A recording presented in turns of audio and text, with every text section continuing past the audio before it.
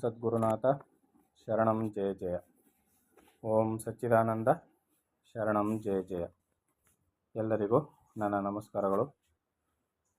ಯೋಗ ವಾಸಿಷ್ಠ ನಿರ್ವಾಣ ಪ್ರಕರಣದಲ್ಲಿ ವಸಿಷ್ಠರು ಶ್ರೀರಾಮಚಂದ್ರನಿಗೆ ಜ್ಞಾನೋಪದೇಶವನ್ನು ಮಾಡ್ತಾಯಿದ್ರು. ಅವರು ಅನೇಕ ಬಗೆಯಲ್ಲಿ ರಾಮನನ್ನು ಕುರಿತು ಜಗತ್ತು ಮತ್ತು ಪಾರಮಾರ್ಥ ಮತ್ತು ಪ್ರಾಪಂಚಿಕ ವಿಚಾರಗಳನ್ನ ತಿಳಿಸ್ಕೊಡ್ತಾಯಿದ್ರು. ಮುಂದುವರೆದು ಹೇಳ್ತಾರೆ, ಸಮಷ್ಟಿ ಜೀವಸ್ವರೂಪವಾದ, ಸಮಷ್ಟಿ ಜೀವಸ್ವರೂಪ ಅಂದರೆ ವಿಶ್ವಮಟ್ಟದಲ್ಲಿ ವಿಶ್ವವ್ಯಾಪಕನಾದ ಸಮಷ್ಟಿ ಜೀವಸ್ವರೂಪ ಯಾರು ಅಂದರೆ ಚತುರ್ಮುಖ ಬ್ರಹ್ಮನು. ಅವನು ಹುಟ್ಟುವುದಕ್ಕೆ ಪೂರ್ವವಾಗಿ ಸೃಷ್ಟಿಯು ಹೇಗೆ ಇರಲಿಲ್ಲವೋ ಹಾಗೆಯೇ ನೀನು ಹುಟ್ಟುವುದಕ್ಕೆ ಮುಂಚೆಯೂ ನಿನ್ನ ಚಕ್ಷರಾದಿಗಳು ಯಾವುವೂ ಇರಲಿಲ್ಲ ಎಂಬುದನ್ನು ನೀನು ಬಲ್ಲೆಯಷ್ಟೇ. ಈಗ ಸೃಷ್ಟಿಕರ್ತ ಯಾರು ಅಂತ ಅಂದರೆ ನಾವೇನು ಹೇಳ್ತೀವಿ, ಚತುರ್ಮುಖ ಬ್ರಹ್ಮ ಅಂತ ಹೇಳ್ತೀವಿ. ಚತುರ್ಮುಖ ಬ್ರಹ್ಮನು ಉದಯವಾದನು, ಅವನು ಸೃಷ್ಟಿ ಕಾರ್ಯವನ್ನು ಮಾಡ್ದ, ಅದರಿಂದ ಜಗದುತ್ಪತ್ತಿ ಆಯಿತು ಅಂತ. ಆತನು ಹುಟ್ಟೋದಕ್ಕಿಂತ ಮುಂಚೆ ಏನಾಗಿತ್ತು, ಸೃಷ್ಟಿ ಇರಲಿಲ್ಲ. ಚತುರ್ಮುಖ ಬ್ರಹ್ಮನ ಚಿತ್ತವು ಸಂಕಲ್ಪ ಮಾಡಲು ಶುರು ಮಾಡಿದ್ಮೇಲೆ ಜಗತ್ತು ಉತ್ಪತ್ತಿ ಆಯಿತು. ಅದೇ ರೀತಿಯಲ್ಲಿ ನೀನು ಹುಟ್ಟೋದಕ್ಕಿಂತ ಮುಂಚೆಯೂ ಕೂಡ ನಿನ್ನ ಅಂಗಾಂಗಗಳು ಯಾವುವೂ ಇರಲಿಲ್ಲ. ನೀನು ಹುಟ್ಟಿದ ಮೇಲೆ ಅವೆಲ್ಲ ಕಾಣಿಸ್ಕೊಂಡು. ಸಮಷ್ಟಿ ಜೀವನಾದ ಬ್ರಹ್ಮನಿಗೆ ಪುರ್ಯಷ್ಟಕಗಳು ಹುಟ್ಟುವುದಕ್ಕೆ ಮೊದಲು ಹೇಗೆ ಇದು ಬೇಕು ಎಂಬ ಅರ್ಥ ಸಂಯುಕ್ತ ಹುಟ್ಟಿತೋ ಹಾಗೆಯೇ ಯಾವಾಗಲೂ ವ್ಯಷ್ಟಿ ಜೀವದಲ್ಲಿಯೂ ಪುರ್ಯಷ್ಟಕ ಸಂಬಂಧವಾದ ಅರ್ಥ ಸಂಯುಕ್ತ ಉದಯಿಸಿ ಅನಂತರ ಪುರ್ಯಷ್ಟಕವು ಉತ್ಪತ್ತಿಯಾಗುವುದು. ಇಲ್ಲಿ ಈ ಥರ ಹೇಳಿದ್ರೆ ಅರ್ಥ ಆಗೋದಿಲ್ಲ. ಈಗ ನಾವು ಸುಮ್ಮನೆ ಕೂತಿರ್ತೀವಿ, ಯಾವುದೋ ಒಂದು ಪದಾರ್ಥವನ್ನು ತಿನ್ನಬೇಕು ಅಂತ ಅಂದ್ಕೊಳ್ತೀವಿ. ಇದು ಪುರ್ಯಷ್ಟಕ ಹುಟ್ಟೋದಕ್ಕಿಂತ ಮುಂಚೆ ಅಂದರೆ ಸಂಕಲ್ಪ ಮಾಡ್ತೀವಿ. ಸಂಕಲ್ಪ ಮಾಡಿದ್ಮೇಲೆ ಏನಾಗುತ್ತೆ, ಸಂಕಲ್ಪ ಆದಮೇಲೆ ಅದು ಕಾರ್ಯಗತಕ್ಕೆ ಬಂದಾಗ ಕಣ್ಣು ಕಾಣಿಸ್ಕೊಳ್ತದೆ. ಇಲ್ಲಿಯೂ ಕೂಡ ಏನು, ವ್ಯಷ್ಟಿ ಜೀವದಲ್ಲಿಯೂ ಪುರ್ಯಷ್ಟಕ ಸಂಬಂಧವಾದ ಅರ್ಥ ಸಂಯುಕ್ತ ಉದಯಿಸಿ ಅನಂತರ ಪುರ್ಯಷ್ಟಕವು ಉತ್ಪತ್ತಿಯಾಗುವುದು. ಜಗತ್ತಿನಲ್ಲಿಯೂ ಕೂಡ ಸಮಷ್ಟಿ ಜೀವನಲ್ಲಿ ಬ್ರಹ್ಮನಿಗೆ ಪುರ್ಯಷ್ಟಕ ಹುಟ್ಟಿರೋದಿಲ್ಲ. ಇಂಥದ್ದು ಬೇಕು, ಇದು ಬೇಕು ಅನ್ನೋ ಅರ್ಥ ಸಂಯುಕ್ತ ಹುಟ್ಟುತ್ತದೆ. ಮೊದಲು ಇಂಥದ್ದು ಬೇಕು ಅನ್ನೋದು ಸಂಕಲ್ಪದಲ್ಲಿ ಉದಯವಾಗುತ್ತೆ. ಆನಂತರ ಅದಕ್ಕೆ ಬೇಕಾದ ಪರಿಕರಗಳೆಲ್ಲ ಉತ್ಪತ್ತಿ ಆಗುತ್ತೆ. ಜಗದುತ್ಪತ್ತಿಯೂ ಹಾಗೇನೆ, ದೇಹದ ಉತ್ಪತ್ತಿನೂ ಹಾಗೇನೆ ಅಂತ ಇದನ್ನು ತಿಳಿಸ್ಕೊಡ್ತಾ ಇರೋದು. ಗರ್ಭಸ್ಥನಾಗಿರುವ ಜೀವನು ತನ್ನ 6ನೇ ತಿಂಗಳಲ್ಲಿ ಇಂದ್ರಿಯಗಳು ಉದಯವಾದ ಮೇಲೆ ಪುರ್ಯಷ್ಟಕವನ್ನು ಹೇಗೆ ಹೇಗೆ ಭಾವಿಸುವನೋ ಹಾಗೆಯೇ ಅದನ್ನು ಅವನು ಕಾಣುವನು. ಅದ್ವೈತ ವೇದಾಂತದಲ್ಲಿ ಬ್ರಹ್ಮಕ್ಕೆ ಭಿನ್ನವಾದ ಇನ್ನೊಂದು ವಸ್ತುವಿಲ್ಲ. ಯಾವುದರಲ್ಲಿ? ಅದ್ವೈತ ಸಿದ್ಧಾಂತದಲ್ಲಿ. ಆದರೆ ದ್ವೈತದಲ್ಲಿ ಏನಾಗಿದೆ, ಬ್ರಹ್ಮವು ಬೇರೆ, ಜೀವನು ಬೇರೆ, ಪ್ರಪಂಚ ಬೇರೆ, ಎಲ್ಲ ಜೀವಕೋಟಿಗಳೆಲ್ಲ ಬೇರೆ ಬೇರೆ ಅಂತ ಹೇಳ್ತಾರೆ. ಬ್ರಹ್ಮವು ಇಂದ್ರಿಯ ಗೋಚರವಾದದ್ದಲ್ಲ, ಪರಮಾತ್ಮನು ಇಂದ್ರಿಯಗಳಿಗೆ ಗೋಚರವಾಗತಕ್ಕಂಥವನಲ್ಲ. ಅದರಿಂದ ಇಂದ್ರಿಯ ಗೋಚರವಾಗುವ ವಸ್ತುಗಳೆಲ್ಲ ಕಂಡ ಸತ್ಯಗಳು. ಅಂದರೆ ಚಿಕ್ಕ ಚಿಕ್ಕವಾಗಿ ಕಾಣ್ತಾ ಇರ್ತಾವಲ್ಲ, ಕಾಣಿಸ್ತವೆ, ಸತ್ಯವಾಗಿ ಕಾಣಿಸ್ತವೆ, ಮತ್ತು ಅವೆಲ್ಲ ಒಂದು ದಿನ ಇಲ್ಲವಾಗ್ತವೆ. ಆದರೆ ಬ್ರಹ್ಮವು ಅಖಂಡ ಸತ್ಯ.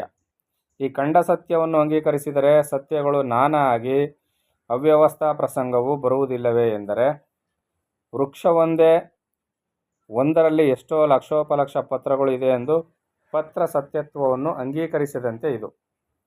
ಈಗ ನಾವೇನು ಹೇಳ್ತೀವಿ, ಬ್ರಹ್ಮವು ಅಖಂಡ ಸತ್ಯ ಅಂತ ಹೇಳಿದ್ರೆ ಜಗತ್ತು ಖಂಡ ಸತ್ಯ ಅಂತ ಹೇಳ್ತಿರಲ್ಲ, ಇದು ಸತ್ಯನೇ ಅಲ್ವಾ ಅಂತ ಕೇಳಿದ್ರೆ ಈಗ ಅವ್ರೇನು ಹೇಳ್ತಾರೆ, ಹೌದು, ಈಗ ಒಂದು ಮರ ಇರ್ತದೆ, ಒಂದು ಮರದಲ್ಲಿ ಎಷ್ಟೊಂದು ಎಲೆಗಳಿದೆ, ಸಾವಿರಾರು ಎಲೆಗಳಿದೆಯಲ್ಲ, ಸತ್ಯ ತಾನೇ ಇದು ಅಂತ ಹೇಳ್ತಾರೆ. ಆದರೆ ಅದರ ಸತ್ಯತ್ವವನ್ನು ಅಂಗೀಕರಿಸ್ಲಿಕ್ಕೆ ಸಾಧ್ಯವಾ? ಯಾಕಂದರೆ ಸ್ವಲ್ಪ ಕಾಲ ಇದ್ದು ಎಲೆಗಳು ಉದುರೋಗುತ್ತೆ, ಮರವೂ ಒಣಗೋಗುತ್ತೆ. ಇದು ಖಂಡ ಸತ್ಯ. ಅಖಂಡ ಸತ್ಯ ಹೇಗಪ್ಪ ಅಂದರೆ ಎಂದೆಂದಿಗೂ ಇರತಕ್ಕಂಥದ್ದು, ಅವಿನಾಶಿಯಾದಂಥದ್ದು ಇದು. ಆದರೆ ಕಣ್ಣು ಕಾಣಿಸೋದಿಲ್ಲ. ಕಣ್ಣು ಕಾಣಿಸ್ತಾ ಇದೆ ಅಂತ ಹೇಗೆ ಭಾವಿಸೋದು ಅಂದರೆ ಅದರ ಅಸ್ತಿತ್ವದಿಂದಲೇ ಮಿಕ್ಕೆಲ್ಲವೂ ನಡೀತಾ ಇರ್ತದೆ. ಈ ಸತ್ಯವನ್ನು ತಿಳಿಬೇಕಾದ್ರೆ ನಾವು ಜ್ಞಾನವನ್ನು ಸಂಪಾದನೆ ಮಾಡಬೇಕು. ಇದು ಹೀಗಿರುವುದರಿಂದ ವ್ಯಾವಹಾರಿಕ ಸತ್ತ ಮತ್ತು ವ್ಯಾವಹಾರಿಕ ಸತ್ಯತ್ವ ಇವುಗಳನ್ನು ಅಂಗೀಕರಿಸುವುದರಿಂದ ಅದ್ವೈತವು ಅವುಗಳನ್ನು ಕಾಣುವವನು ದ್ರಷ್ಟ. ಅವನ ದೃಷ್ಟಿಯನ್ನು ಹಿಡಿದು ದೃಕ್ ದೃಶ್ಯಗಳಲ್ಲಿ ದೃಕ್ ದೃಶ್ಯ, ದೃಕ್ ಸತ್ಯ, ದೃಶ್ಯಖಂಡ ಸತ್ಯ ಎಂಬ ಸಿದ್ಧಾಂತಕ್ಕೆ ಬಂದಿದೆ. ಈ ದೃಕ್ಕು ದೃಶ್ಯ ಜ್ಞಾನ ದೃಕ್ಕು ದೃಶ್ಯ ವಿವೇಕ ಇವು ಬಂದಿದ್ವಲ್ಲ, ಇವು ತ್ರಿಪುಟಿಗಳು ಅಂತ ಕರೀತಾರಲ್ಲ, ಇವುಗಳ ವಿಚಾರವಾಗಿ ತಿಳಿಸ್ತಾ ಇದ್ದಾರೆ. ನಿನಗೆ ಈ ಮೊದಲೇ ಹೇಳಿದಂತೆ ಹಿರಣ್ಯಗರ್ಭನ ಮನಸ್ಸಿನ ವಿಚಾರದಲ್ಲಿ ಆದಂತೆಯೇ ಸ್ವಸಂವೇದನೆಯನ್ನೇ ಇಂದ್ರಿಯಗಳು ಇಂದ್ರಿಯಾರ್ಥಗಳಾಗಿ ಕಾಣುವುದು ಎಂದು ತಿಳಿ. ಹಿರಣ್ಯಗರ್ಭ ಅಂದರೆ ಇಲ್ಲಿ ಚತುರ್ಮುಖ ಬ್ರಹ್ಮನು. ಅವನು ಮನಸ್ಸಿನಲ್ಲಿ ವಿಚಾರ ಮಾಡದಂತೆ ಸಂಕಲ್ಪ ಮಾಡಿದಂತೆ ಜಗತ್ ಸೃಷ್ಟಿಯಾಯಿತು. ಇಲ್ಲಿಯೂ ಕೂಡ ನಾವು ಸಂಕಲ್ಪ ಮಾಡಿದಂತೆ ನಮ್ಮ ಜನ್ಮಗಳು ಸೃಷ್ಟಿಯಾಗುತ್ತೆ. ತ್ರಿಪುಟಿಯಲ್ಲಿ ಜ್ಞಾತೃ ಜ್ಞಾನ ಜ್ಞೇಯಗಳು ಇದ್ದೇ ಇರುವು. ಹಿಂದೆ ತ್ರಿಪುಟಿಯನ್ನು ಭೇದಿಸಿದರೆ ಬ್ರಹ್ಮನ ದರ್ಶನವಾಗುವುದು ಎಂದು ಹೇಳಿದೆ. ತ್ರಿಪುಟಿ ಭೇದವೆಂದರೆ ಬೇರೆ ಬೇರೆಯಾಗಿ ಕಾಣುತ್ತಿರುವ ಜ್ಞಾತ ಜ್ಞಾನ ಜ್ಞೇಯಗಳನ್ನು ಒಟ್ಟುಗೂಡಿಸಿ ನೋಡುವುದು. ಆಗ ತ್ರಿಕೋಣಾಕೃತಿಯಂತಿದ್ದ ತ್ರಿಪುಟಿಯು ಸರಳ ರೇಖೆಯಂತಾಗಿ ಜ್ಞಾನದ ಈ ಕೊನೆ ಜ್ಞಾತ, ಆ ಕಡೆ ಜ್ಞೇಯವಾಗುವುದು. ಆಗೇನಾಗುತ್ತೆ, ಮಧ್ಯದಲ್ಲಿರ್ತಕ್ಕಂಥ ಜ್ಞಾತೃ ಇಲ್ಲವಾಗುತ್ತೆ. ಹೀಗಾಗುವುದರಿಂದ ಜ್ಞಾತ ಜ್ಞೇಯಗಳು ಬೇರೆ ಬೇರೆಯಾಗಿರುವುದು ತಪ್ಪಿ ಈ ಎರಡರ ನಡುವೆ ಇರುವ ಜ್ಞಾನವೇ ಪ್ರಧಾನವಾಗುವುದು. ಇಂದ್ರಿಯ ಗೋಚರವಾದ ಜ್ಞಾತೃ ಜ್ಞೇಯಗಳಿಗಿಂತ ಅತೀಂದ್ರಿಯವಾದ ಜ್ಞಾನವೇ ಶ್ರೇಷ್ಠವೆಂದು ಅದಕ್ಕೆ ಪ್ರಾಧಾನ್ಯವು. ಹೀಗೆ ಪ್ರಧಾನವಾದ ಜ್ಞಾನವು ತನ್ನಲ್ಲಿರುವ ವ್ಯಕ್ತಿ ಸಂಬಂಧ ಪರಿಚಿನ್ನತ್ವವನ್ನು ನೀಗಿಕೊಂಡರೆ ಬ್ರಹ್ಮವೇ ಆಗುವುದು. ಈಗ ಅದೇನಾಗುತ್ತೆ, ವ್ಯಕ್ತಿ ಸಂಬಂಧವಾದ ಪರಿಚಿನ್ನತ್ವವನ್ನು ಚಿಕ್ಕದಾಗಿ ಖಂಡವಾಗಿ ವಿನಾಶಕಾರಿಯಾಗಿ ವಿಕಾರವನ್ನು ಹೊಂದುವಂಥ ರೀತಿಯಲ್ಲಿ ಎಲ್ಲವನ್ನು ನೋಡ್ತಾ ಇರ್ತದೆ. ಆದರೆ ಅದು ಪರಿಚಿನ್ನತ್ವವನ್ನು ಅವಿಚ್ಛಿನ್ನವಾಗಿ ನೋಡ್ಕೊಂಡಿದ್ದೆ ಆದರೆ ಅದೇನಾಗುತ್ತೆ, ಪರಬ್ರಹ್ಮವೇ ಆಗುವುದು. ಆದ್ದರಿಂದ ಬ್ರಹ್ಮವೇ ಪರಿಚ್ಛೇದವೆಂಬ ಮುಸುಕನ್ನು ಎಳೆದುಕೊಂಡು ಜೀವವಾಗಿ, ಇನ್ನೊಂದು ಪರಿಚ್ಛೇದವನ್ನು ಮಾಡಿಕೊಂಡು ಇಂದ್ರಿಯವಾಗಿ, ಪರಿಚ್ಛೇದಾಂತರದಿಂದ ಇಂದ್ರಿಯ ವಿಷಯವೂ ಆಗುವುದು. ಸರ್ವಂ ಕಲ್ವಿದಂ ಬ್ರಹ್ಮ ಎಂಬ ಶ್ರುತಿಯು ಹೇಳುವಂತೆ ಭೂತಂ ಭವ್ಯಂ ಭವತ್ ಎಲ್ಲವೂ ಕೂಡ ಬ್ರಹ್ಮವೇ ಆಗಿರುವುದು. ಸಚ್ಚತ್ತ ಸತ್ಯ ಎಲ್ಲವೂ ಬ್ರಹ್ಮವೇ ಎನ್ನುವುದು ಹೇಗೆ ಎಂದರೆ ಅದೇ ಮಾಯೆ.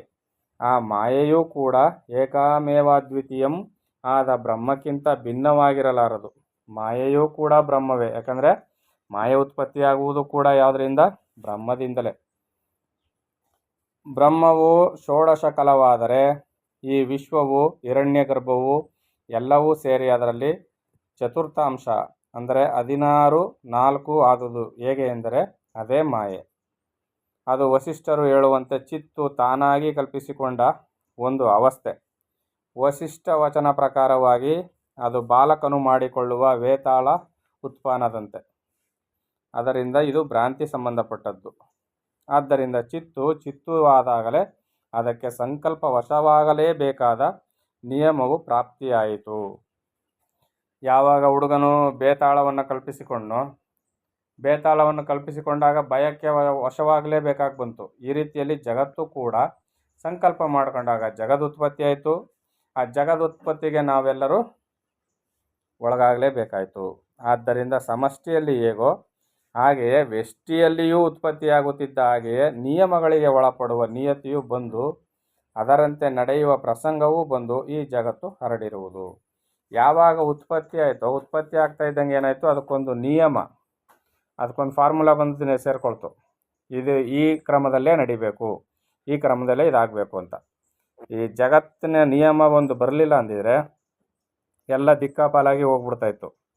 ಈಗ ನೋಡಿ, ನಿಯಮಾನುಸಾರವಾಗಿ ನಾವು ಅಂದ್ಕೊಳ್ತೀವಿ, ಬೆಳಗ್ಗೆ ಸೂರ್ಯೋದಯ ಆಗುತ್ತೆ, ಸಾಯಂಕಾಲ ಸೂರ್ಯಾಸ್ತವಾಗುತ್ತೆ, ಬೇಸಿಗೆ ಕಾಲ, ಮಳೆಗಾಲ, ಚಳಿಗಾಲ ಬರುತ್ತೆ, ಇಂತಿಂಥ ಕಾಲಕ್ಕೆ ಇಂಥ ಬೆಳೆಗಳು ಬೆಳಿಬೇಕು, ಇಂತಿಂಥ ಕಾಲಕ್ಕೆ ಇಂಥ ಬೆಳೆಗಳು ಇಲ್ಲವಾಗಬೇಕು, ಇಂಥ ಕಾಲಕ್ಕೆ ನೀರಿರಬೇಕು, ಇಂಥ ಕಾಲಕ್ಕೆ ನೀರಿಲ್ಲವಾಗಬೇಕು. ಪ್ರತಿಯೊಂದು ಸೃಷ್ಟಿಯಲ್ಲಿ ನಿಯಮಾನುಸಾರವಾಗಿ ನಡೀತದೆ.